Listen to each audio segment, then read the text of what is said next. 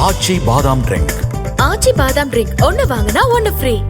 ஈரோடு வாய்க்கால்மேடு அருகே சாலை தடுப்பில் கார் மோதிய விபத்தில் பொதுமக்கள் காரின் கண்ணாடியை உடைத்து ஓட்டுநரை மீட்டனர். ஈரோடு காங்கயம் நெடுஞ்சாலையில் உள்ள வாய்க்கால்மேடு பேருந்து நிறுத்தம் அருகே ஹாண்டா அமேஸ் கார் ஓட்டுநர் கட்டுப்பாட்டை இழந்ததால் சாலை தடுப்பில் மோதி விபத்துக்குள்ளானது. இந்த விபத்தில் ஓட்டுநர் காரில் சிக்கிய நிலையில் பொதுமக்கள் கண்ணாடியை உடைத்து அவரை மீட்டனர். இந்த விபத்தால் சாலையில் போக்குவரத்து நெரிசல் ஏற்பட்டது.